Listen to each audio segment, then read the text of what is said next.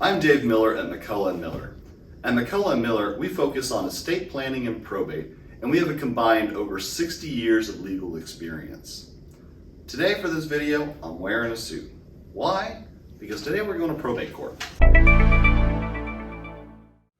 Some of the most common questions I get asked are, why do I need to go to probate? How much is it going to cost? And how long is it going to take? First, it's important to understand what probate actually is. Probate is a judicial process that allows the assets of someone who has died to pass to their heirs. Until you go through the probate process, the decedent's bank accounts might be frozen or inaccessible, or you might be unable to sell a house or other real property owned by the decedent. Consider a widow whose husband died 10 years ago. She might have been named as the sole beneficiary of her husband's will. She might have lived in their marital home for the last 10 years and paid the taxes and the insurance and the upkeep. But unless she has taken the will to probate and the court has accepted that will, she doesn't technically legally own the whole house and will likely be unable to sell the house without going to court. This can be quite a shock and can have negative consequences like the loss of a potential sale. The probate process varies from state to state. In some states, the process can be difficult and expensive. Here in Texas, the probate process is simpler and much cheaper than in other places, like, say, California, for instance. Today, I'm focusing on probate in Texas. The exact process that you go through is determined by whether or not there was a will.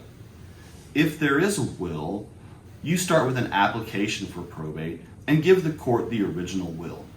Then there will be a hearing with the judge who will then appoint the executor.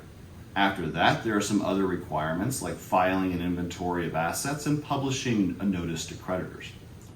Probate of a well-crafted will can cost around $5,000 and can take up to 6 months to actually complete. The speed of which it really is determined by how quickly you can schedule a hearing with the court. When there is no will, the process is similar, but there are extra steps and requirements that need to be done.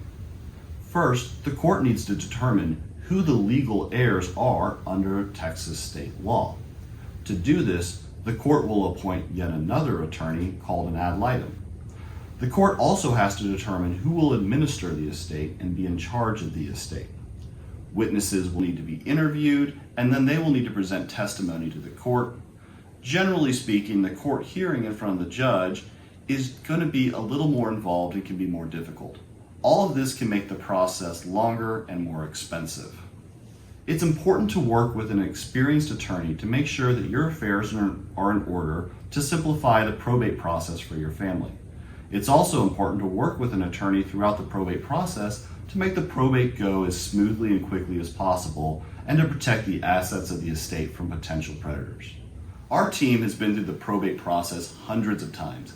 We've also helped hundreds of clients avoid the probate process altogether through proper estate planning. Contact us today for a free consultation.